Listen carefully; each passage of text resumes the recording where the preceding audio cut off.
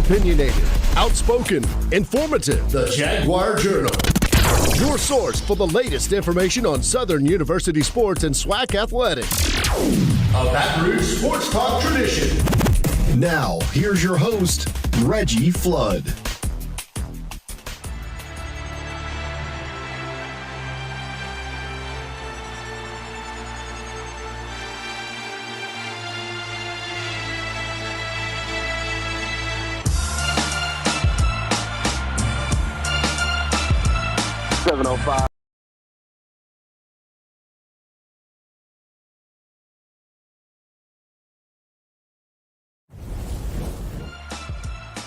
Bright and early on a Saturday morning, it's the Jaguar Journal. Good morning, everyone. Good morning. Good morning. It is another game day here in Baton Rouge on the Bluff. I am Perry White.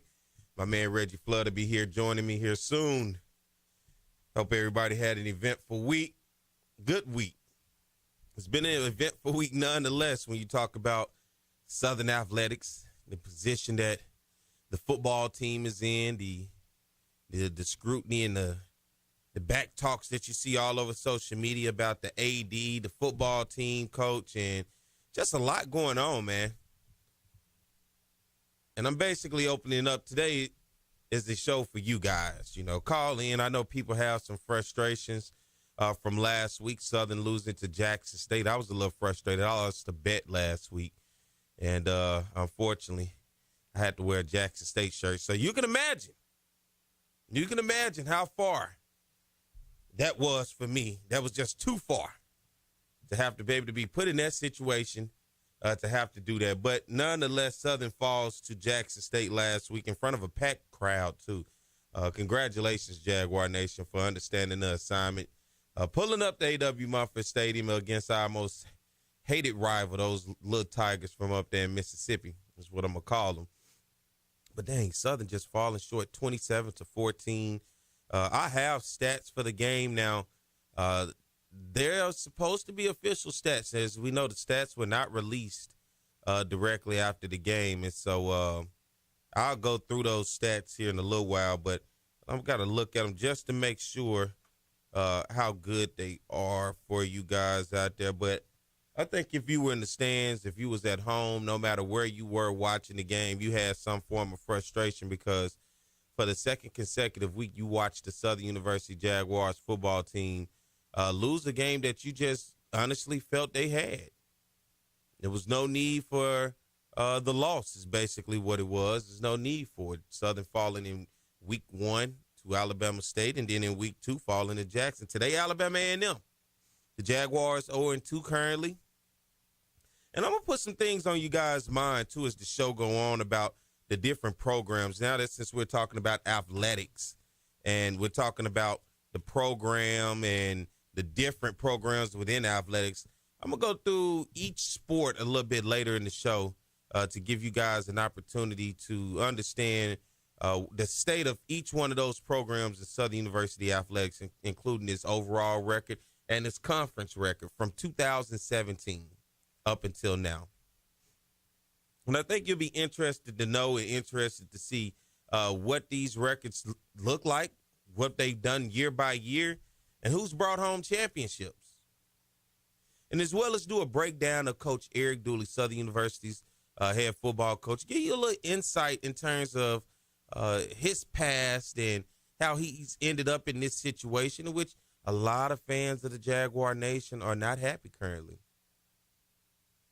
I mean, you can't help but see the frustration everywhere. I think you really, for one, heard the frustration last week with a lot of fans leaving out of A.W. Mumford Stadium. After the game, I walked around not only the stadium, I went back out into the parking lots. I went back out into the RV areas, had an opportunity to talk with people, get a chance to chop it up a little bit, sit down and, you know, get to hear from people and how they felt about everything that happened that day. And people weren't happy. Just as simple as that. People were not happy. They were upset.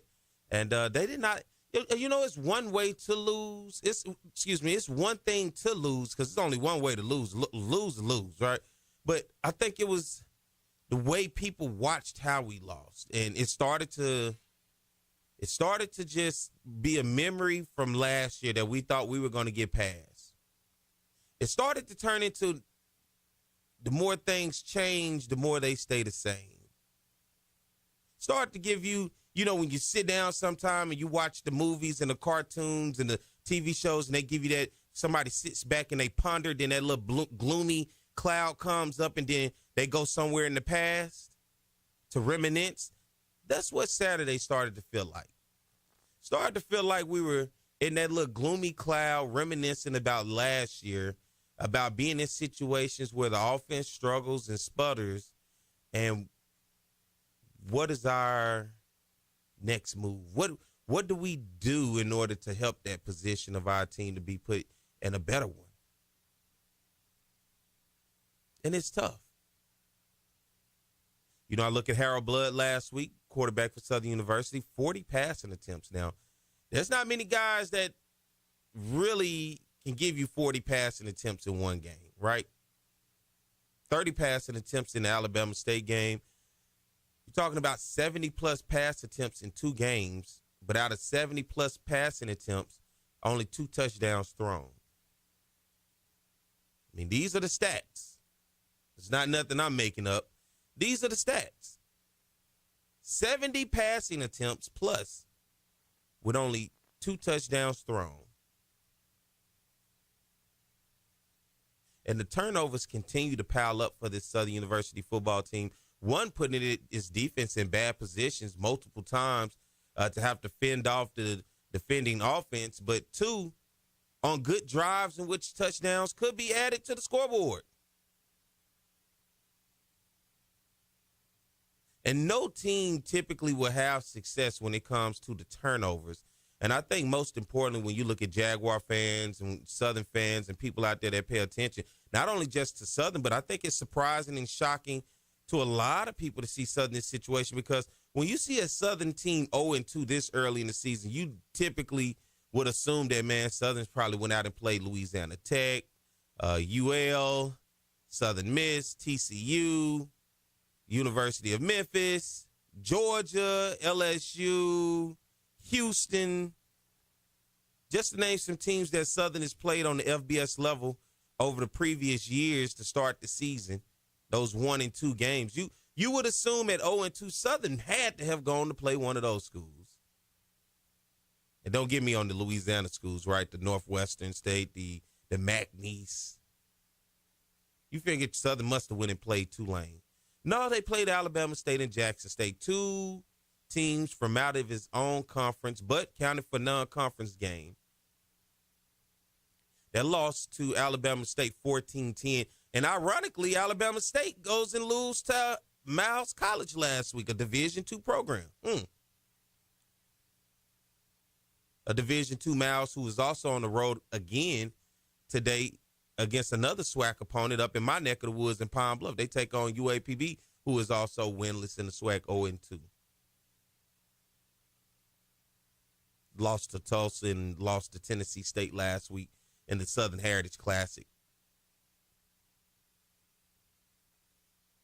Miles, I think, has a chance today, too, exactly against UAPB. But you go back and you look at that loss to Alabama State, and then Miles goes in. And if you go back and look at that game, people, and you watch it, Miles was in a very much similar situation as Southern. The only difference was it wasn't 10-0 in the first quarter, right? But Miles had to play catch-up in that game. The same way we saw once Bama State had an opportunity to jump up on Southern, and it was 14-10. And it seemed to have just hold that. Both offenses sputtered each time they got out there. Both sputtered. If it was for Southern, it was 3 and outs along with turnovers.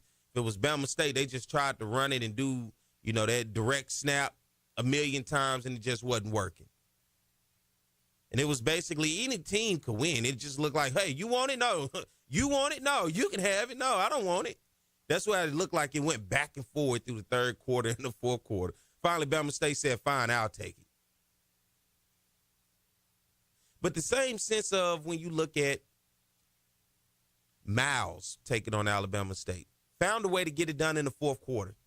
You want to win this game? Hell yeah, we want to win this game. And that's what they did. You come into the week against Jackson State. Mind you, Alabama State picked third Now, I know it's a preseason prediction, right? You just predict that somebody. They were my dark horse. We go back, we look at a dark horse out of the SWAC East. Alabama State was that. But it made no sense once they lost to Miles. Then it was like, okay, all right. Not as good as we thought they were. Miles finds a way to battle back, get that game done. And then you come into this week against Jackson State. You see some of the same struggles. Southern's defense did everything it could against that Alabama State Hornet team, right? Did everything it could. You come into this week, Southern's defense, gave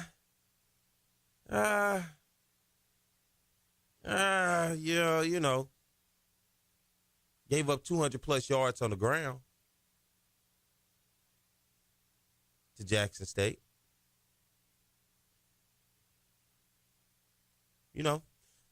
27-14 was the final score, and you guys can call in or in the chat. I know everybody typically chats on Facebook, YouTube, and good morning to everybody on our YouTube channel.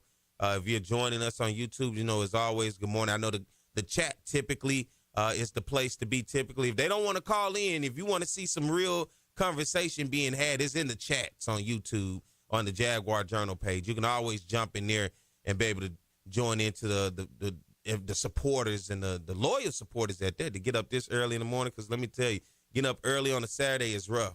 Good morning to everybody on our Facebook page as well. We're now everywhere, right? We're all over the place. We're all over social media. We're all over the airways. And got to thank my producer, Mike, man. Mike has been a real asset to this show, man. He saw the vision and said, don't worry about it. Don't worry about it. Look, he's smiling right now. I wish y'all could see. Make him feel good in his heart right now. It's just warmed up this morning. But we got to say thank you, Mike, for being able to get us in this position to get people out there. Because one of the biggest things was, and especially for a show like today, where we'll be talking about some information, I'll be giving you guys some tidbits where people say, man, what was the show about this morning? I never did have anything to go back and give them the show. Sit down with CJ, say, hey, CJ, man, we got to come up with a plan, man. We got to have a vision in order to take this thing to the next level. It took some time, but now here we are taking this thing to the next level, watching us live, being able to watch it on YouTube, watch it on Facebook, able to listen to us live on 107.3 FM here in Baton Rouge. I know Flood said we're up in Alexandria. We'll be moving into some other markets, starting to grow this thing because of the conversations that to be had. And for you guys to hear them, for us to go back and be able to listen to it just in case you don't wake up this early in the morning. Because trust me, it is rough. I like my Friday nights. I enjoy my Friday nights, but the note as that Friday night begins to go into Saturday morning and knowing I got to be up early, it's like, y'all lucky I love y'all, right? Y'all, Southern, you're lucky I love you too. I literally cut my Friday night short for you guys and for Southern University. That's because I love y'all. I get up and do this no matter what. Because we all love Southern. I think because we love Southern, the way we love Southern is why we're here at this point. First of all, just listening and understanding, but then frustration. And I understand the frustration that's out there for people.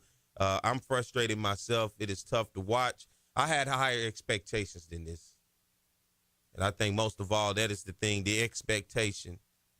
And so far, it does not seem to be that what they say Southern is the standard. Doesn't quite seem to be there right now. Doesn't quite seem to be at that level of the standard at the top. All right, let's get ready to take a break. We'll come back. I'll break down a little Southern University athletics for you, all right?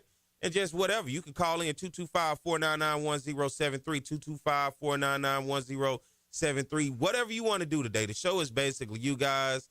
It ain't much more I can keep talking about in terms of the sports and the coaches and all that. I want to hear from you guys. All right, 225-499-1073. Let's take a break. We'll come back more to Jaguar Journal. At Reliable Roofing, we're dedicated to providing exceptional roofing services, including roof inspections, repairs, and complete roof installations with over 30 years experience. Reliable Roofing provided me with valuable, quality, and dependable service. They were reliable and affordable.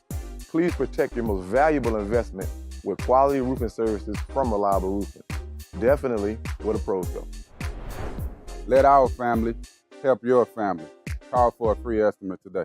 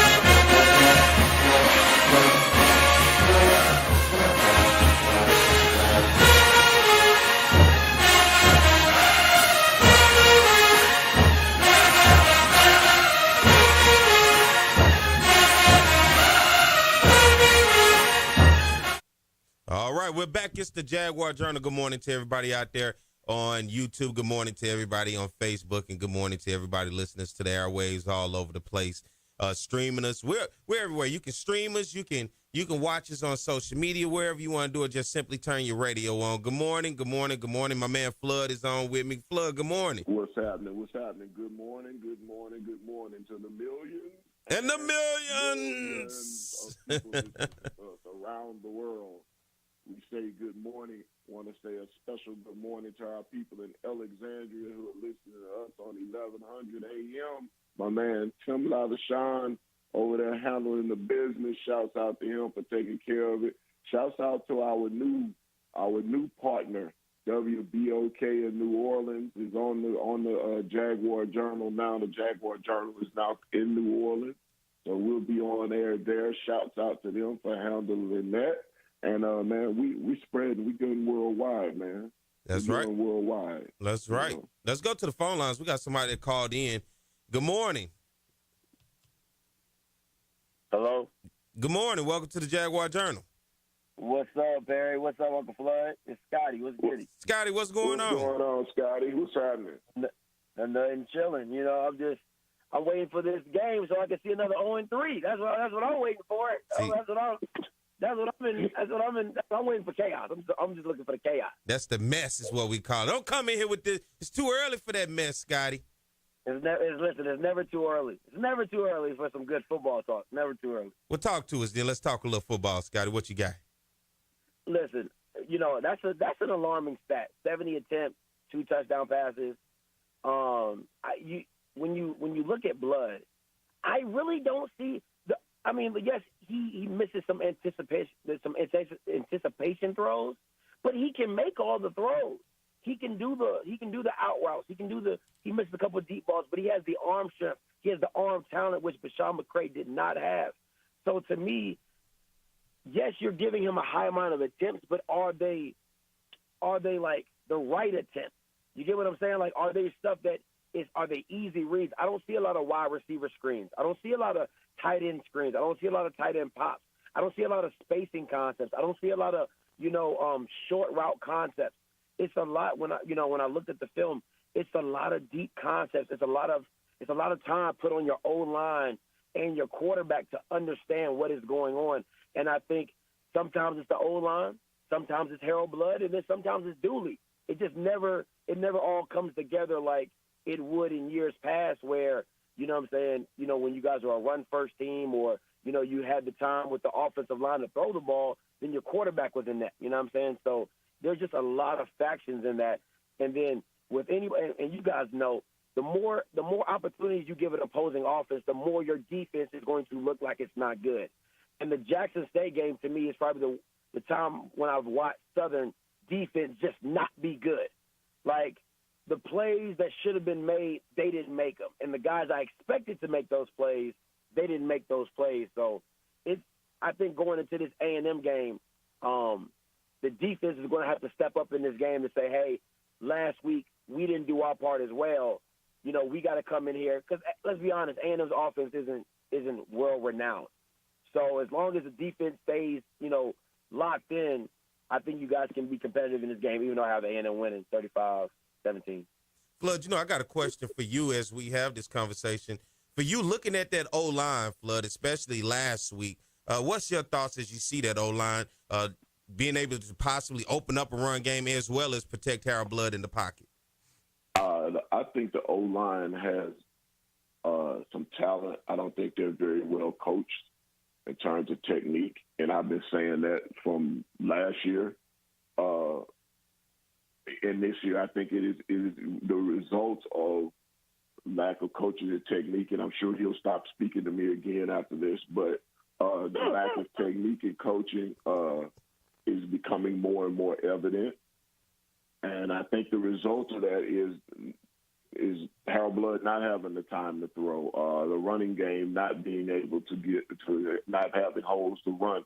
But at the same time, I think with the running game and the offensive line, we're going to have to make a bigger commitment to that, even if they're not creating the gigantic holes or creating holes, period, for that matter. we're going to have to stick with the run a little bit more if we expect Blood to have any success.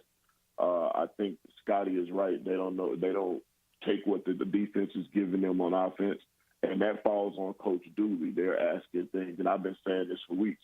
He's asking Blood, just like he asked McCray, to do things that they're not capable of doing or do things that aren't their strong suit, and not taking advantage of what the defense is giving them. If the defense is going to give you a 5-yard route, take the 5-yard route. Every time we've gone to the tight end, it's been successful. We go to the tight end once or twice, and then he goes away from it. You know, it's like to me, in Coach Dooley's mind, he wants to do what he wants to do, regardless of what the defense is giving him, regardless of what's going on the other side of the ball. And in today's game, that just doesn't work. Hell, Alabama and Nick Saban doesn't just do what they want to do. They, good offenses, good coaches take advantage of what the defense is giving them, and we just don't seem to be able to do that. And our offensive line play is indicative of that. And I've said that from day one. That offensive line play, because we got spoiled with offensive line play. You know that, Perry. Oh, yeah. Chennis Berry, man, hey, we looking back now like, hey, brother. Chennis Berry and Ryan, the coach that followed Coach Berry. Yeah. We're both very good offensive line coaches. We've gotten spoiled. I think we probably have more talent, raw talent on the offensive line than we had under those coaches, but they're not being coached up. They're not being coached the same. You can look at the technique, and I know Scotty's going to go back and break down the film and look at it. So, I mean, it's frustrating. Let me ask you, let's talk about this as well.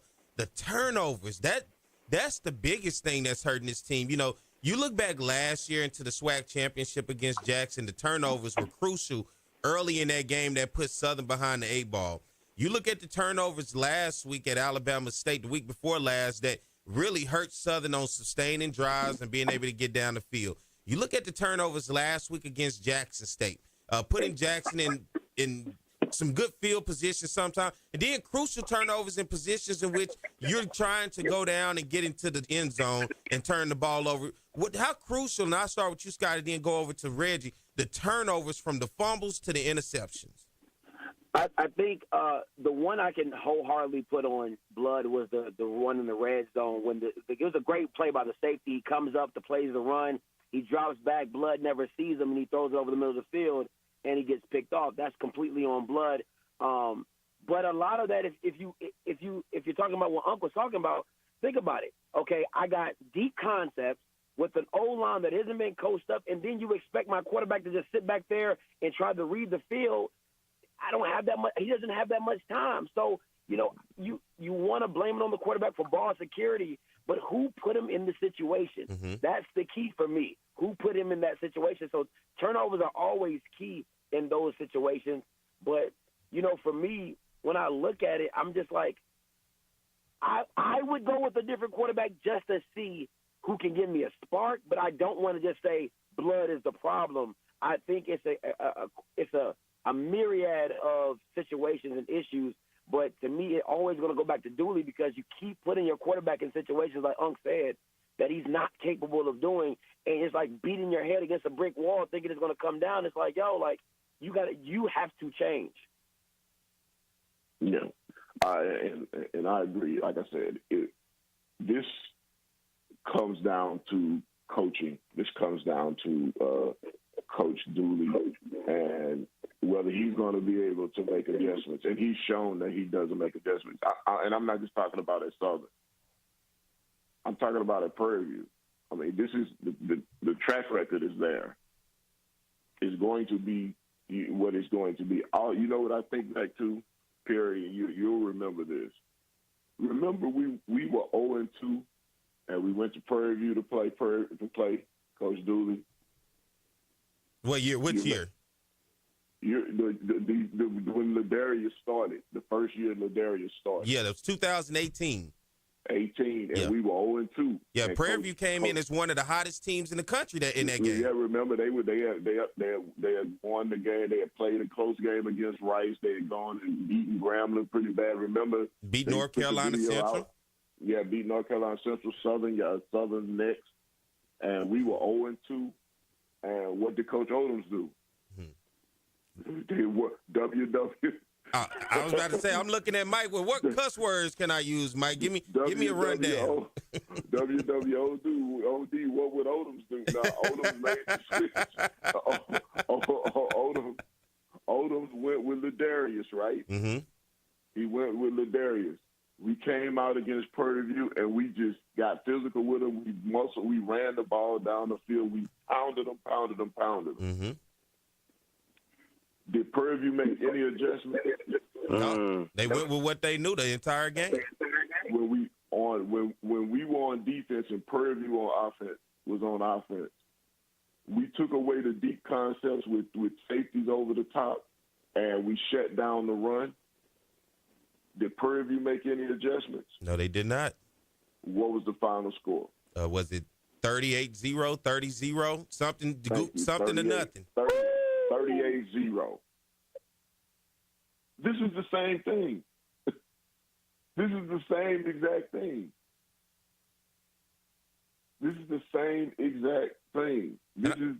He doesn't make adjustments. And I think you saw the same thing in the SWAC championship the year Prairie View went with Jawan Pass. And you saw him, and you're basically watching it over and over. It's scripted. You're watching it over and over. Let's go through Coach Eric Dooley's coaching record from Prairie View into Southern and go over a couple of things that I think you guys could probably, if you didn't know now, 2018, his first year at Prairie View, they go 5-6, 4-3 in conference play. 2019, they go 6-5, 4-3 in conference play. Once again, of course, in the spring 2021, they went 2-1, and then in 2021, they finally won 7 games. So you saw it go from 5, 6 to 7. They went 7-5, 6-2, where the Western Division champs took on Jackson State that year. He comes to Southern in 2022. They go 7-5, 5-3, Western Division champs so far 0-2. Dooley's overall record 27-24, and in conference he's 21-12. 2 Western Division titles, of course, in 21-22. I look at those in 21-22. Tough years when you look at the SWAC West. Your typical perennial powers were down. Southern currently on a 3-game losing streak going back into last year and this last game against Jackson State to end the year in the SWAC championship. Eric Dooley is a head coach. 0-6 against Jackson State. Has never beaten Jackson State, and it has been some tough ones. And then check this out. And if that's not alarming, Southern is 2-5 in his last 7 games. Let me repeat that. 2-5, and all of these games are against SWAC opponents. Southern is 2-5 in his last 7 games for SU's coach, dating back to October 29th against who? Jackson State. He's lost to Jackson State 3 times in less than a year. Since that 35-0 loss at Jackson, then of course the SWAC championship loss, and then last week 3 times to that same team in less than a year. And not only that, in that last year in 2021, of course, Prairie View fans were happy to go to the SWAC championship, but Southern fans saw Prairie View coming to town and beat Southern at homecoming. And guess what? After that, Prairie View didn't have much success. As they ended the 2021 season, Prairie View ended that. And this is something I talk about all the time. I've never seen a coach get hired somewhere else, basically as an upgrade, leaving where he was on a 4-game losing streak. Prairie View was on a 4-game losing streak in 2021, a 29-31 loss to Alcorn, a 3-52 loss to Texas A&M, 19-24 against Mississippi Valley, and that's the most alarming. Losing the game before the SWAC championship at home to Mississippi Valley, and then, of course, they lost 10-27 to Jackson State in the SWAC championship. Yeah. Yeah. I mean, that's it. And interesting, I did an hour-and-a-half interview with Coach Roman Banks, with AD Banks yesterday. I took all the questions, all the phone calls and everything. And he kind of laid it out how, because the question was asked, how did he choose Coach Dooley as the head coach? And he kind of laid it out that they went through a list of several people, interviewed several people into the double digits, And he said a lot of it was that it wasn't necessarily the head coach's salary, but it was the availability of assistants. And a lot of people backed away. A lot of people wanted more money than they could afford. And it ended up by the time they went through all the matrix and all the things that were metrics, metric, and everything that was available, Coach Dooley ended up being the one who was there at the end. And so, you know, it is what it is. It is what it is at this point. That's hard for me. I'm not surprised. That's hard for me to believe. And I'm not saying that people didn't ask for more, but there's some D2 level coaches that would have loved to have the opportunity to be at Southern that you could have paid under the table, under your budget, and they would have been just as happy. I don't know if they would have been as successful. They probably could have gave you the same thing Dooley gave or however, but there's some D2 level coaches, there's some D1 level coaches that could have done that the same way. I'm not believing Roman on that one, but I'll take his word for it. My thing is I agree with you, but I also have to view it in the prism of what was going on at the time. Hindsight, yeah, there were some D2 coaches that we probably could have brought in that would have been, but at the time, I think the reaction was we have to either get a coach that the fan base is going to be familiar with and be able to welcome, or we're going to have to get a coach with a name brand because of what was going on at the time. That's fair. Yeah, you know, in looking at hindsight, yeah, we probably should have looked at a Reggie Ruffin or even I can't say Barlow because Barlow wasn't. I guess you could say Barlow. Look at a Reggie Barlow or somebody like that. There was some other guys out there that we probably could have looked at the D2 level. But I guarantee you, knowing our fan base, 2 years ago, if we had hired with Coach Sanders at Jackson State, if we had hired a D2 coach, that would have been it would have been hell. Yeah. Now, 2 years later, if the guy had won, it would have been cool. But at that particular time, you know what I'm saying? It would have been a gutsy move to make that hire. Hey, fellas, we got to take a break. We got to get ready to get to the top of the hour. Mike looking at me, so I'm on Big Mike time. All right? I'm bad, Big Mike. I'm bad. All right, y'all, let's take a break. We're at the top of the hour. We'll come back. We also got Chris on the line. So, Chris, you stay tuned. You hold on. Scotty, hold on. Everybody, hold on. I'm loving when we get a chance to have these conversations. So, y'all stay tuned. We'll be back more to Jaguar Journal.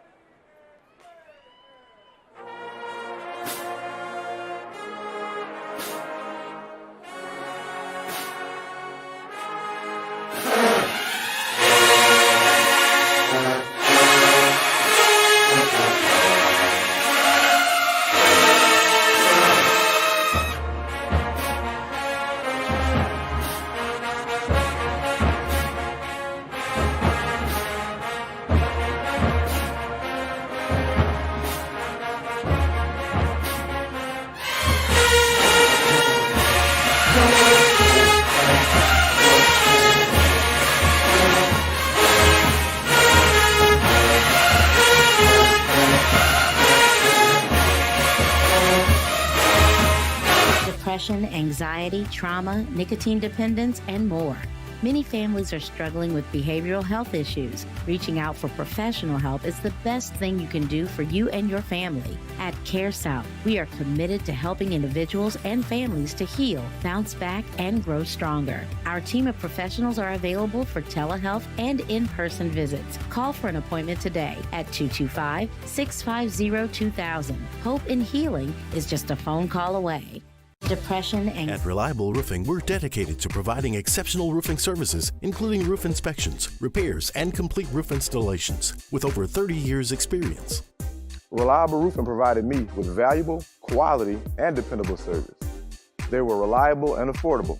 Please protect your most valuable investment with quality roofing services from Reliable Roofing. Definitely where the pros go. Let our family help your family. Call for a free estimate today. At Reliable. All right, we're back.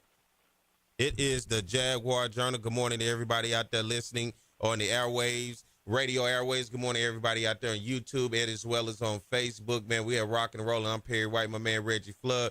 Got my man Off Script join us. And let's go to the phone lines. Let's get Chris and fellas. Mute your phones if you're on so we can get Chris. And then everybody, if you're not talking, mute. Then when you do, come on off there. Chris, good morning. How you guys doing this morning, Reggie? How you doing, Perry? Good morning. Good, Chris. Flood, I got to give you credit, for being the radio personality you are and trying to clean stuff up. But we know what this whole deal was about. Y'all know how I felt about it. This was a deal where every booster group and all of the business people were wanting Coach Dooley back here in Baton Rouge. Nowhere in the world a guy was. I disagree with you on that, Chris. Everything Really? I know about it, that's not true. I disagree with you on that. Okay, well, that's my opinion. That's my opinion because, like I said, a lot of the people in the different booster group, I might shouldn't have said all of them, but I know certain ones were excited about the fact that he was coming back here. And like I said, he coached my son, great guy, great family guy, got nothing against him. But the same thing that you alluded to, you correct me on anything else if I'm wrong, Reggie, the same thing you alluded to, when we went up there and Ladarius made his debut and we beat him out, that told me all I needed to know as far as Coach Dooley as a head coach winning the big game. Same thing that I said from a standpoint is he was 20-17 at Prairie View. He had a new stadium, decent facilities, a plethora of recruits in the state of Texas, and I thought he grossly underachieved at Prairie View. But yet and still, we brought him back here. And so, we talking about Coach Banks talking about the matrix and everything that was done and getting there. What happened to the last Division II coach we hired? That everybody was saying, who, that guy? We beat their brains out in Shreveport. We not hired that guy, are we? How did that work out? I look at a guy like Damon Wilson and look what he's starting to do at Morgan State already. And, I just don't think that we did our due diligence on it. And I got nothing against Coach Dooley, but I just say we could have did better. We could have done better because right now this thing is, it is like Perry said earlier in the show, it leaves you with no kind of hope. Your stomach just tied up in knots, just like sitting there watching the Alabama State game. When you saw our ineffectiveness to where we went with the tight end and then just totally went away from it. And you could just see it with us not scoring, you just knew we were going to lose that game. Same thing against Saturday. Same thing Saturday. The ball getting pounded down our throat, our defensive line getting to the quarterback, can't get him on the ground. Jason Brown playing like a senior quarterback, a veteran quarterback, and our tackling was horrendous. And, our offensive line play. And like you were saying earlier now, you're saying that the offensive line is poorly coached. Now, Coach Nevins is a pretty decent coach. Coach Nevins is a pretty decent coach. I don't know what's going on with that. He's a pretty decent coach now, Flood. I'm telling you now, he's a pretty decent coach. Name one offensive line that was actually a decent offensive line that he's coached. Okay, the one that we had when he was Pete's offensive line coach in Pete's later years. Exactly my point. But now, what killed us during that time, though, Reggie, was we was having an attrition of players doing them because of APR. We didn't have no players. We didn't not have doing no Pete's. APR didn't kick in during Pete's last years. That was we had an attrition of players. Reggie, we in 2007, from December to the spring, we lost 23 linemen, not team players, linemen. We signed boys from Texas that we passed on boys here. We signed a plethora of offensive linemen from the state of Texas that never hit the field. When my son went to Southern in 2007, 2006, they had 23 props. Out of those 23 props, only 5 made it to the field in 2007. I don't doubt that. 5 made it. I don't doubt that. I don't doubt that. See, what I'm saying is, that was the beginning of the end because of the restriction that started coming in. But Coach Richardson last few years, it was a gross lack of talent too from that standpoint. As far as say what Coach Dooley has. All right, give him that. Give him that. He wasn't he was okay. Give him that. Give me any other time where his offensive lines have been good. Well, like I said, during that 2006, 2008, 2009 season, we were running the football effectively.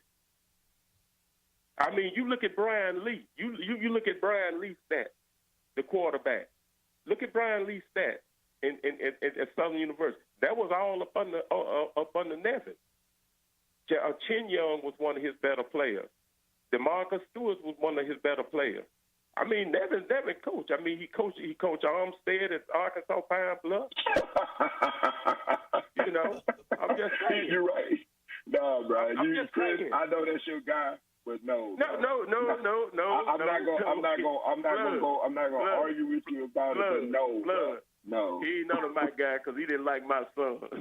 So now he ain't none of my guy. Look. Somebody said he did have a great O-line. No, he didn't. Terry White, you could talk. He had Terran Armstead at Arkansas, and I'm not talking about you, Chris. I just got a text saying he had a great O-line. If he had a great O-line at Pine Bluff, he had Terran Armstead, dude. Terran Armstead is an X-Man. Right. And if that's the case, then why was Ben Anderson always running for his life? Well, even at Grambling, the reason that these things have been successful, and like I'm responding to a text, and I'm responding to you. They won SWAC because they had a dynamic quarterback. The same thing at Grambling, not because they had great offensive line. Right.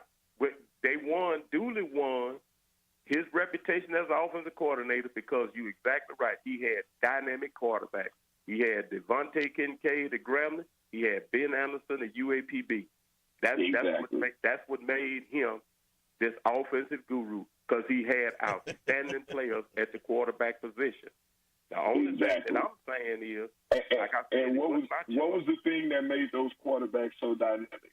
They would drop back in the pocket, make one read, and by that time, the offensive line was getting worked, but they had the ability to get out of the pocket and run the ball. Remember when Aaron Tiller went crazy on Grambling's offensive line? He just decided he was just going to dominate the game.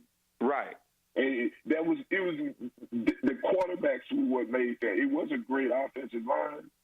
It was the quarterbacks, and it was simple zone schemes and blocking. Go ahead. I'm sorry. Yeah, but like I said, all that's given. Don't get me wrong. I mean, he's like I said, not my guy because he didn't like my son and limited my son's playing. But I mean, I got nothing against him. But the problem I'm saying is definitely the offensive line. No, and that's really a moot point because right now they getting worked. We had no push whatsoever in this last game, and if we can't run the ball, you remember we talked about this before the season started. We gonna only go as our old line go. Well, let me put this stat out there for you guys. Southern has not rushed for over 100 yards in the game so far this season. Right. I can't remember a Southern team that just could not flat out get 100 yards rushing in the game. Exactly. What's the stat on how we finished rushing in the SWAC the last 7 to 10 years? We got to be at no worse than number 3 in the conference in rushing. We've always been able to run the football. And the only thing that's got me perplexed, the only thing that's got me scared is, personally, I do not think Coach Dooley can get teams ready for the big game. I just don't see it. Let me ask you this, Chris, before we get ready to let you go.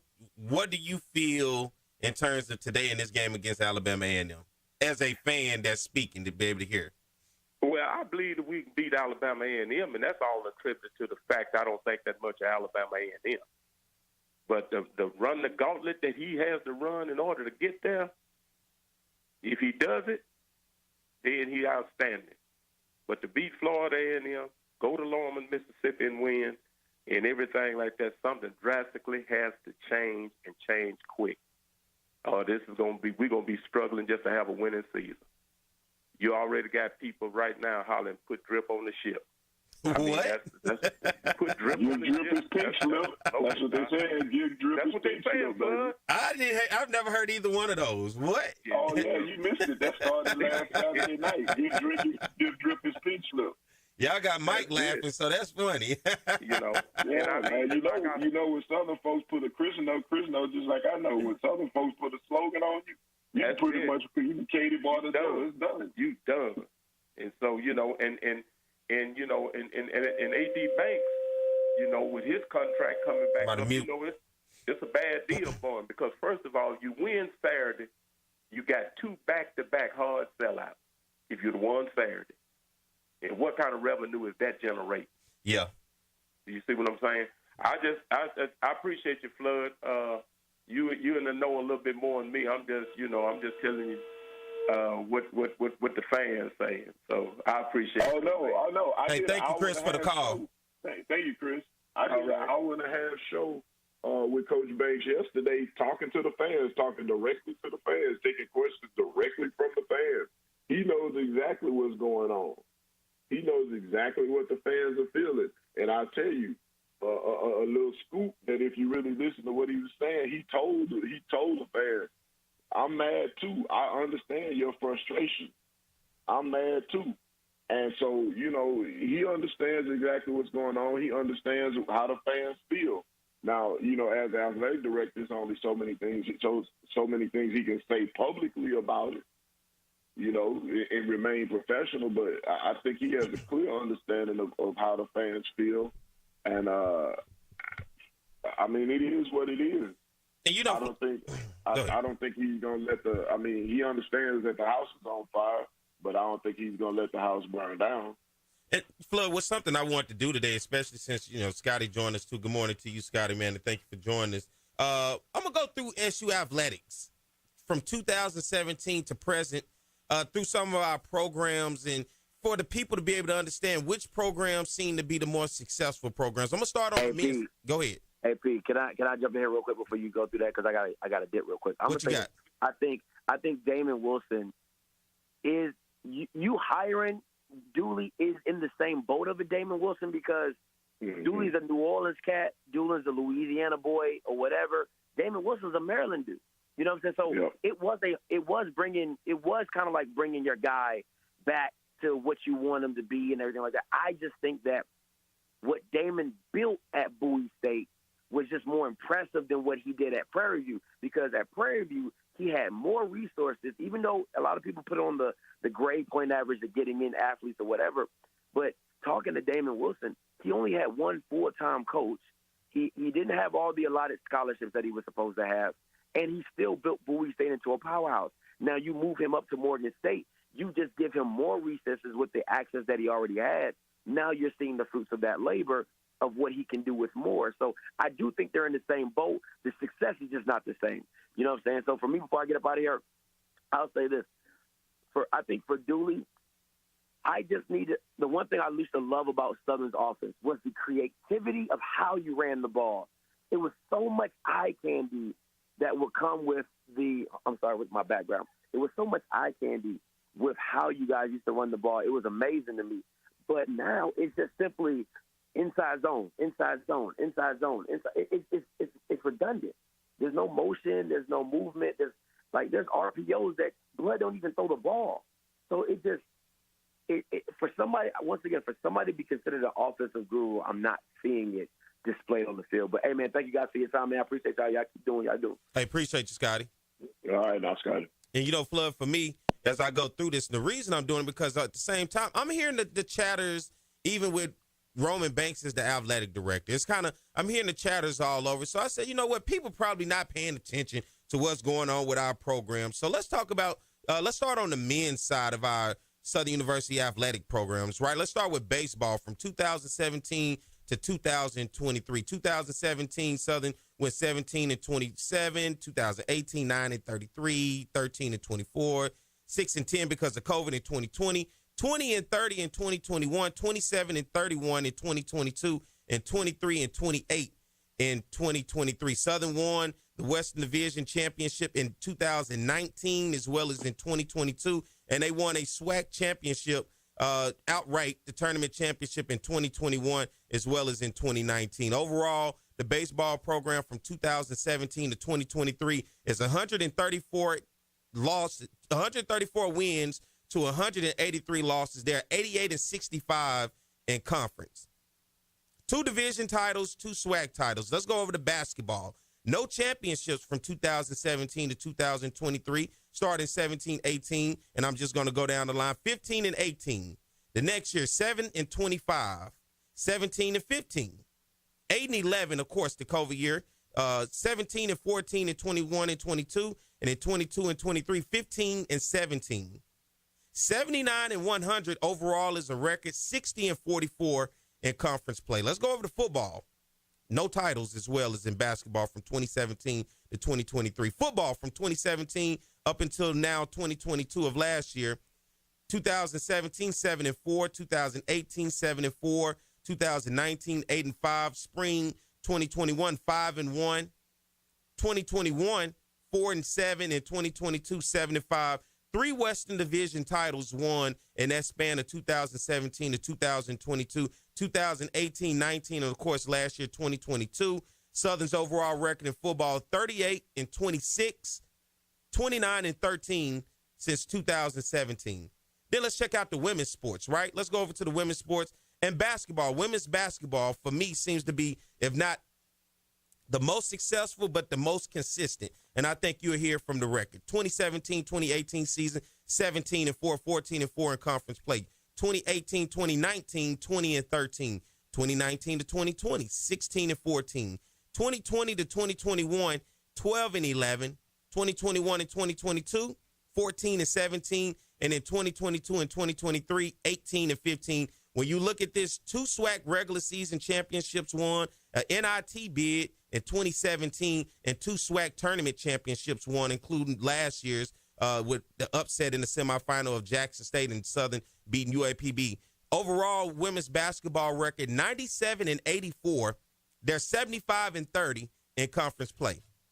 Bowling has won a regular season championship last year in 2022-2023 with an overall record of 59-49, 20-8 in conference play. Softball, 2017-17-22, 2018-16-23, 2019 8-26, 2020 5-10, 2021 12-26, 2022 16-34, and then 2023 13-34. Softball overall record since 2017, 87 wins to 175 losses. They're 50-69 in conference play. No championships for women's softball. Let's go over to soccer. Soccer in 2017, 0-13.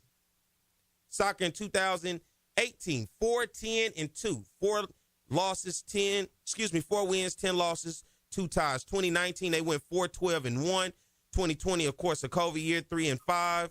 2021, going 5-10-2. And 2022, going 9-9-2. Overall record for soccer since 2017, 25 wins, 59 losses, 9 ties, 16 wins in conference play, 29 losses in conference play to 7 ties. Let's go to tennis as I get ready to wrap this thing up. Tennis, no championships from 2017 to 2023, the same as soccer. In 2017, they went 11-9 overall. In 2018, 6-13. In 2019, 5-12. In 2020, 2-8. 2021, 3-10. 2022, 2-13. And in 2023, 2-6 since 2017 tennis on the women's side for Southern. 31 wins to 81 losses. They're 25-24 in conference play. And as I round it up, let's get to volleyball. Volleyball from 2017 to 2022. No championships there as well. 2017, they went 8-21. 2018, 13-17. 2019, 11-21. 2020, 6-7, of course, COVID. 2021, 8-15. And then just last year in 2022, 3-25. Volleyball's overall record, 49 wins to 106 losses. They're 44-53 in conference play. Overall, when you look at Southern University, there have been a total since 2017 Flood, 5 total SWAC championships won across the board when you look at athletics and these different programs that participate. Mm-hmm. No doubt. And I know we talk about the championships. Southern's 2 most dominant programs has simply been the baseball with 2 division titles, 2 SWAC titles, overall titles since 2017, and women's basketball with 2 regular season championships and 2 tournament championships. Bowling, of course, winning that one last year to add that 5. Football with 3 Western Division titles, but all the other sports, no championships. Yeah. No doubt about that. We had that discussion with Coach Banks, and, you know, there are a lot of variables that go into that, but at the bottom line is there's no championships. I mean, a limited amount of championships. Limited amount. And then I'm looking at the conference records and overall records, like softball in conference. 50-69 in conference. Tennis, 25-24 in conference. Soccer, 16-29-7 in conference. Volleyball, 44-53 in conference. You know, but you have some good ones. Baseball overall in conference, 88-65. Basketball, 60-44, just no championships. Football, 29-13. Women's basketball, 65-30. Women's basketball, for me, pretty much is carrying, it seems like, Southern University athletics when you talk about the consistency. They seem to have been the most consistent program aside from football, and you see where football is now. But, man, you know, this is the area, I think, when people say they want to see athletics move forward, compete better, do more. This is the area that people are beginning to talk about as you hear the rumblings and the conversations of what can we do overall as an athletic department. Perry, I'm going to say this. Nobody would care about that if football wasn't 0-2 right now. That is true. Nobody would care about any of that stuff you just said if football was not 0-2 and looking the way that it looks. People got so mad with Dooley that they want to fire the volleyball coach. You know, and that's a takeoff on the old Jerry Tarkanian, old basketball coach Jerry Tarkanian. Jerry Tarkanian once said the NCAA got so mad at Kentucky that they put Cleveland State on probation. So, you know, he said because they using it as a distraction. The only reason people are upset and even want to talk about what's going on in the athletic program other than football is because Coach Dooley is 0-2 and lost 2 big games to Alabama State and Jackson State. Other than that, nobody would care about softball, volleyball, tennis, or any of those other things. Because honestly, the people who are doing the most complaining, and I'll just say it outright, are people who don't even regularly participate in football. Yeah. So, I mean, it is what it is. All of those things are true about what is happening in athletics, but I think there are some variables that go into that, like the coming off the unusable data ban, and I don't think people realize how big that is. How big it was that we are the first and only school, like literally the violation is named after us. No school has ever had a unusable data ban. Like they've cheated. They've changed documents, but no school has ever had a unusable data ban. Like we didn't have the data, period. Like, and I think that people vastly underestimate that because our teams were competitive, and that the fact is that was grounds for our athletic program to get the death penalty. That was grounds for our athletic program to get the death penalty. That's why I have to chuckle when I look at people get on social media and say, well, you know, and God bless the dead, but when I hear people talk about Floyd Kerr and how great AD he was, or I hear people, you know, nobody says Greg LaFleur was a great AD, but our issues started under them. Our issues started with them. Dr. Broussard came in and he started trying to clean it up. And I don't think at the time anybody took Dr. Broussard serious and then how serious this issue was. And so then they ran Dr. Broussard off and they brought in Coach Banks, who, by the way, was recommended by Dr. Broussard to come in and be the interim and eventually getting the job. But to have a whole violation created after you, that's major. And to have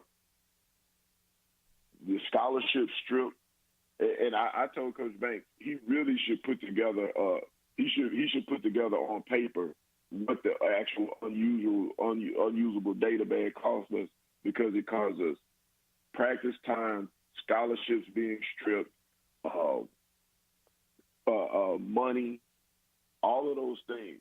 The reason nobody is complaining about it or nobody actually looked at it as for what it was simply the fact that Dawson Odoms was able to keep football in the middle of the road.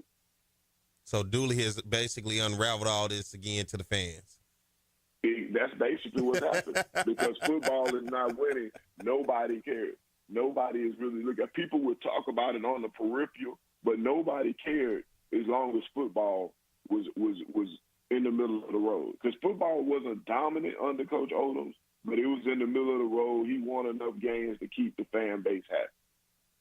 It made us ignore all these records. Man, listen, Dooley, you're going to have to do some explaining to the rest of those coaches at Southern, man, because you got everybody being looked at. We got to get ready to take a break. Mike looking at me. Let's take a break. We'll come back, continue the conversation. We'll wrap up and talk about what happened around the SWAC last week and what's happening this week around the SWAC. All right, so y'all stay tuned. We'll be back more of the Jaguar Journal. At Reliable Roofing, we're dedicated to providing exceptional roofing services, including roof inspections, repairs, and complete roof installations with over 30 years experience. Reliable Roofing provided me with valuable, quality, and dependable service. They were reliable and affordable. Please protect your most valuable investment with quality roofing services from Reliable Roofing. Definitely where the pros go. Let our family help your family. Call for a free estimate today.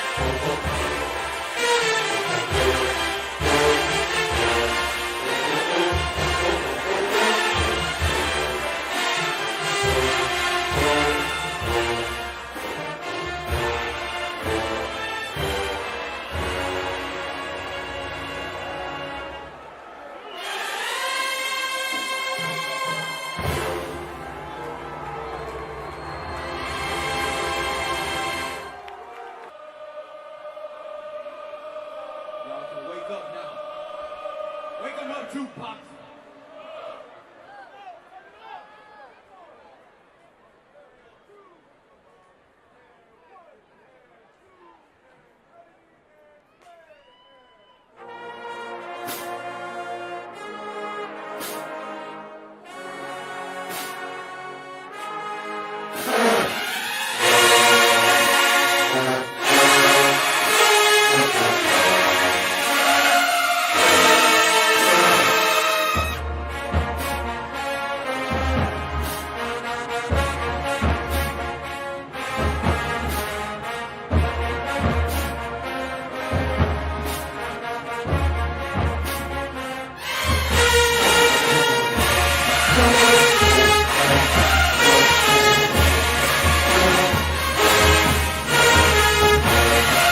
Depression, anxiety, trauma, nicotine dependence, and more. Many families are struggling with behavioral health issues. Reaching out for professional help is the best thing you can do for you and your family. At CareSouth, we are committed to helping individuals and families to heal, bounce back, and grow stronger. Our team of professionals are available for telehealth and in-person visits. Call for an appointment today at 225-650-2000. Hope. All right, we're back. More of the Jaguar Journal. Good morning to everybody. I am Perry White. He's Reggie Flood, getting it going this morning here at the Jaguar Journal, man. Great conversations, man, going all over the place with it. Hey, Flood, let's go back to last week, do a quick recap of all the games played last week. Let's start at the top. Abilene Christian versus Prairie View, man. Prairie View struggled in that game. But when you look at the total yards, Flood, it was completely different from what you would have thought. And I'm not going to do total yards for all of them, but I have to do it for this one. The final score was Abilene Christian 45, Prairie View 16. But when you look at the total yardage in this game, Flood, 533 total yards for Prairie View, 234 in the air, 299 on the ground. On the other side, Abilene Christian, 400 total yards, 314 in the air, 86 on the ground. Both teams with turnovers. Abilene Christian with 2 turnovers, a fumbling and interception. For Prairie View, 3 turnovers, 2 fumbles, 1 interception. But you know what was so crucial? All of those Prairie View turnovers amounted into points, man. 45-16. Man, when you look at that, sometimes the stats really don't tell the story of a game, Flood. No, they really don't tell the story of their game. And, Prairie View actually played Abilene Christian a lot tougher last year. I think the score was 20-16 last year, the final score. So it was a much closer game last year, and it's interesting to see that they got beat by that much with the stats being what they were. And you have to actually wonder how much of those stats were accumulated in a time where the game was over, or just trash stats late in the game. So it's hard to tell. Like you said, sometimes stats just don't tell the complete story. 533 total yards of offense with only 16 points. My God, that is different. Texas Southern goes on the road to take on Toledo 71-3 in that ball game. Bethune-Cookman getting his first win on the season 31-6 against Savannah State. Florida A&M going on the road over to Tampa, taking on South Florida 38-24. Alabama A&M, today's opponent for Southern University, were at home against Lane College 51-13. Alcorn State, the Braves, the big bad Braves, don't look so big and bad these days, went on the road to take on Stephen F. Austin 38-10. Stephen F. Austin with the win. UAPB went over to Memphis in the Southern Heritage Classic, took on Tennessee State and Eddie George. Pretty tough game. UAPB falls short by 10, 24-14. Of course, the Tigers, our cousins up there in North Louisiana, came down to the south side of Baton Rouge, took on the other Tigers of LSU. 72-10 was the final score in that ball game. Then the game I'm holding on to that we're going to talk about right now, Alabama State Southern's Week 1 opponent lost to Division II Miles College in that ball game. 327 total yards for Alabama State, 210 in the air, 117 on the ground. On the other side for Miles College, the Bears, 300 and Golden Bears at that. 309 total yards, offense, 164 in the air, 145 on the ground. 3 turnovers for Alabama State in that ball game by way of interception. Miles College comes back and win this game in the fourth quarter, Flood, against Bama State and Eddie Robertson Jr. Yeah, and Miles just did what Southern had the opportunity to do and didn't do. Yeah. I mean, they put points on the board when it was necessary. We didn't do that, and we lost. They won in a close game where Alabama State held a lead for a greater part of the game. So, it just is what it is. It is. For Southern, I mean, it just makes it even more embarrassing to lose to Alabama State. Come back and then you lose to Jackson State the way that we did. Like like I said, I heard you say in the show earlier, it almost gives you no hope, and it doesn't. The way our team looks, you don't feel confident going into any game that we could win. And Miles beating Alabama State, I think, just hammers the point home for the fan base. Yeah, it does, man. Let's look around the SWAC this week. 48-7 Miami over Bethune-Cookman Thursday night. Jackson State's on the road today taking on Texas State. Alcorn and McNeese going against each other today. Never thought you'd see an Alcorn-McNeese game and both teams are winless. 0-2 McNeese, 0-2 Alcorn. Interesting matchup in the Delta today, Flood. Mississippi Valley, who lost to Central State in week 1, had a bye week last week. They taking on Delta State. Interesting matchup when you look at Ed Abena versus Cleveland, Mississippi. Yeah, it is. And the former coach, the head coach at Mississippi Valley comes from Cleveland State to Valley. It is interesting because Delta State used to be a Division II powerhouse. I don't know. I think they're kind of a middle-of-the-road program, but it is a contrast. Those programs are right up the road from each other. A lot of people said Valley probably should have been a D2 program. You can't make an argument against it, but I think it's interesting to see those teams play, and I don't know. I mean, I don't know. I'm hoping Valley gets the win, but I'm not counting on it. Battle of the country, folks, of the Delta. Prairie View on the road, headed up to Dallas, taking on SMU today. Grambling at home with Florida Memorial. Interesting matchup. Miles beat Alabama State last week. They're on the road again today up in my neck of the woods in Pine Bluff. Miles and UAPB, what you think about that one, Flood? Nothing. No. God, no.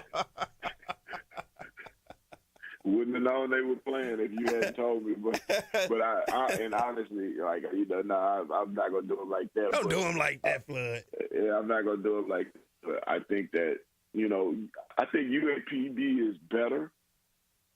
They're a better team. I kind of took a little look at them just to see, because I was trying to see what teams that we might actually have opportunity to beat. And I looked at UAPB. They're a better team. I don't think Miles is a great team. Mm-hmm. I just think Alabama State is not as good. We want to think Alabama State is good because they beat us, but Alabama State is really not a very good offensive team. And, their defense has some holes in it. We just didn't take advantage of it.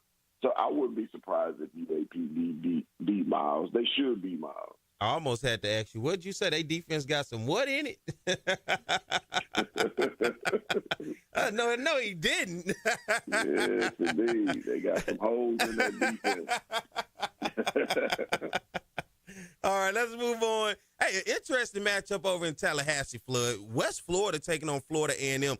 West Florida came into Louisiana a couple years back, beat McNeese, West Florida, previous D2 national champion. West Florida, Florida A&M over in at Bragg Memorial Stadium in Tallahassee today. Is that an interesting matchup to you? It is an interesting matchup because West Florida has been a really good D2 program for a while now. Like you said, they won a D2 national championship. I remember West Florida coming in and beating McNeese about 2 years ago, 2 or 3 years ago. So I think that's going to be an interesting matchup against FAMU. FAMU can't get caught slipping because West Florida will come in and they will beat them.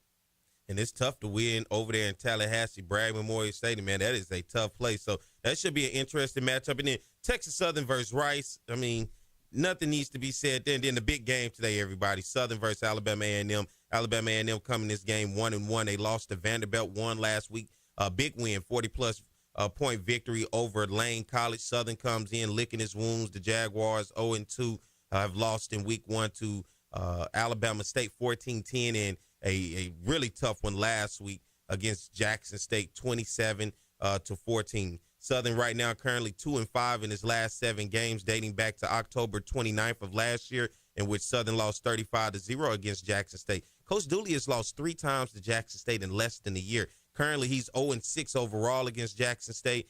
Southern right now riding a 3-game losing streak dating back to last year.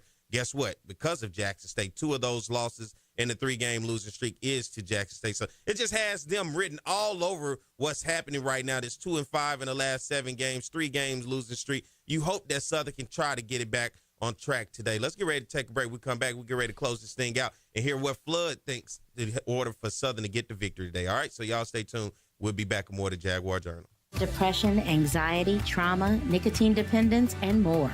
Many families are struggling with behavioral health issues. Reaching out for professional help is the best thing you can do for you and your family. At Care South, we are committed to helping individuals and families to heal, bounce back, and grow stronger. Our team of professionals are available for telehealth and in-person visits. Call for an appointment today at 225-650-2000. Hope in healing is just a phone call away. Depression, At Reliable Roofing, we're dedicated to providing exceptional roofing services, including roof inspections, repairs, and complete roof installations with over 30 years experience. Reliable Roofing provided me with valuable, quality, and dependable service. They were reliable and affordable. Please protect your most valuable investment with quality roofing services from Reliable Roofing. Definitely where the pros go. Let our family help your family. Call for a free estimate today. At Reliable Roofing, we're dedicated to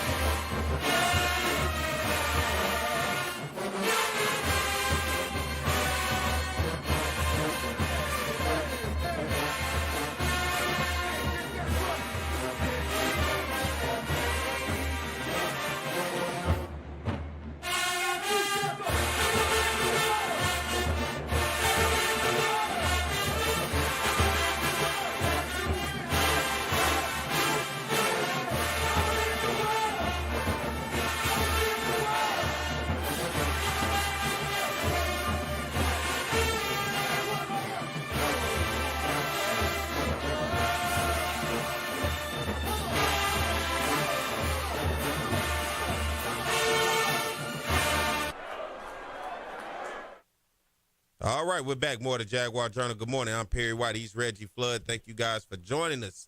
Everybody out there joining us in YouTube. You know, I love to see the chat in YouTube, so be sure to go subscribe, hit that like button on the YouTube channel. Good morning, everybody on Facebook tuned in on there. Good morning to everybody out there listening in Radio Land. Good to have you with us. Hey, and don't nobody on campus, I know the athletics, the coaches, hey, don't be looking at me crazy today because I read off some stats of some records, all right? They just the records, all right? It ain't me. It's the records, right? Don't be looking at me crazy because I'm reading off some records, all right? It ain't personal. It's business. I just read what I saw on Southern University Athletic page, all right? Flood, you there? That's all. I'm here, man. I just read what I saw on the page, man. I ain't make that up. You know, I just want to make sure don't nobody feel no type of way. Don't be looking at me crazy. Y'all know I'm cool. I'm good. I'm sure they are. I'm sure there's a lot of people feeling some type of ways. You know, it just is what it is. It's tense around this thing right now. It's tense. Yeah, it's tense. You know, people feeling the pressure. People feeling the pressure. So it is what it is. But that's what happens, man. When football doesn't win in the Deep South, you know, you kind of you get that pressure. You know, it just is what it is. It's not just Southern; it's everywhere. I don't care where you are in the Deep South. If you're not winning in football at a school where football is important, then you know that's the pressure. That's what comes with it. All right, so you accept it for the good and the bad. It is what it is, man. I just read stats and records. That's all I do. I don't be making this stuff up. I don't be saying I ain't drop no names. All right, I just named some records. That's it. Let's look at today's matchup. Alabama A&M Southern University. A&M comes into today's matchup 1-1 Southern 0-2. 6 p.m. kickoff. The game will be televised ESPN Plus. Xavier Langford seems to be A&M's quarterback. He's 26 of 41 so far on the season. 236 total passing yards, 3 touchdowns, 1 interception. They have a pretty good running back in Morrow as well. 23 carries, 217 yards, 3 touchdowns. And Gardner, their wide receiver, 4 receptions, 86 yards, 1 touchdown, leading them. On the other side for Southern University, Harold Blood. He's 44 of 80, 421 yards on the season, 2 touchdowns, 4 interceptions. Gary Quarles is leading the way in rushing. Flood, to say somebody's leading the way in rushing and only has like 24 yards, 30 rushing yards on 13 carries. I wasn't far off. Oh, wow. You know, that is, man. And Cassius Allen at the wide receiver spot, 4 receptions, 81 yards. Blood with 80 passing attempts in 2 games with only 2 touchdowns, 4 interceptions. Going to have to fix that up, get that together. That's a lot of passing attempts. In 80 passing attempts, does Blood even have 500 yards passing? 421 total. Okay. Yeah. And Gary Quarles. So when you look at these stats, you look at, especially at the run, to say Southern has not rushed for over 100 yards thus far this season, really, I'm just like Scotty said, man, I got the game on. If you're watching on the YouTube, if you look behind me, you remember this game, and I had to put it on because it was the last time we beat Jackson State. It was Deion's first time playing Southern, and it was up during the spring. And if you watch this game, man, you just see how beautifully it looked to see Southern just demand and command the game by running the ball. We seem to be a finesse team now. Because we're a finesse team, we don't seem to really have that physicality to us anymore, Flood. When you look at us out there on the field, when it comes to the O-line opening up, we talk about the run game. Just the run game is not strong there so far as you see with Kendrick Grimes, Gary Quarles, and Kobe Dillon. And then you don't really get much from the legs of Harold Blood. You're getting this orange with 80 passing attempts in 2 games, which I'm going to continue to say that is a lot of passing attempts. I think when I went back and looked, the only other quarterback putting up at least 40 passing attempts or near so far in college football is Shedeur Sanders at Colorado. A lot more accurate, a lot more touchdowns, but you look at that, the defense is going to have to step up big today. I think what A&M is going to want to do, Flood, today is run the ball, and if they can find success, they'll stick to it in order to try not to put their quarterback, Xavier Langford, in tough spots. Yeah. I think that A&M, much to my chagrin, I think the things that A&M does well now are the things that Southern doesn't do well. I think A&M plays ball control. They run the ball. I think they play swarming. They have a swarming defense now. I had a chance to go and watch them on film. They gave Vanderbilt fits in the first half. They went in and they blew Lane out, although it was, they blew Lane out. They play a swarming defense. The things that we don't do well is what they do well. If that makes sense. Which team? I mean, that's just kind of how I see it. I was going to ask you, which team do you think would be the more physical team today? From watching film, I would say A&M. unless something changes with Southern, Southern that we hadn't seen this year comes out, I would say A&M. And this is where we at, Flood. You know what's so funny? A&M hasn't beaten Southern since when? Like 2012 or something like that. The same thing. The same thing. It had been a long time for Bama State. We're now losing to teams we're not accustomed to feeling like at Southern that we lose to. But I know how far we've fallen where everybody now is talking noise to us. We got Connell Maynard barking all over the airwaves over the TV because of Southern. It's just like, come on, man. We've at this point where now everybody feel like they got a shot at us. Well, yeah, that's where we are now. And, I mean, we've shown it repeatedly on film that you do have a shot at us. All right, kickoff today, 6 o'clock. ESPN Plus, Alabama A&M versus Southern. We got to get ready to get out of here. Mike is giving me them. You know, when he get the sign language with the hands, Flood, I got to roll with it as he gives me these numbers. The kickoff today, Flood, how you feel? I know you don't give scores, but what's a quick breakdown for today for Southern Alabama A&M? Southern Alabama A&M physical game. Alabama A&M is going to be physical. Southern has to get the offense going. If we don't get the offense going, we don't win this game. Can't keep sending the defense back out there. But at Mumford Stadium, with situations being what it is, back against the wall, I think, you know, Southern probably pulls it out. Don't want to be a Debbie Downer, but I got to ask you this question because everybody's going to want to know. If Dooley does not get it done today, what does that look like come Monday? Call a press conference. Dooley, get it done, man. I had to wear a Jackson State shirt last week, man. I ain't trying to listen to no Alabama A&M Bulldogs for the next 364 days, because you can't count that one because that's the one we play them on. But I don't want to hear all that, man, for the next year. Hey, Jaguars, get it done today, man. Focus, come out serious, be physical, play tough. Cut out the turnovers. Let's get the victory. Good morning to everybody on YouTube, Facebook, out there listening, Radio Land, man. Want to thank you guys for joining us this morning. My man Mike holding it down as always on the board. Thank you for Scotty calling in. Thank you, Chris, and everybody else. And CJ, shout out to you out there. I know you're listening somewhere. He want to know where we was at this morning, but here we are. We here, CJ. Flood, get us out of here. If the man upstairs says the same, we'll be back at the same time in the same place. Because as always, it's the Jaguar Journal.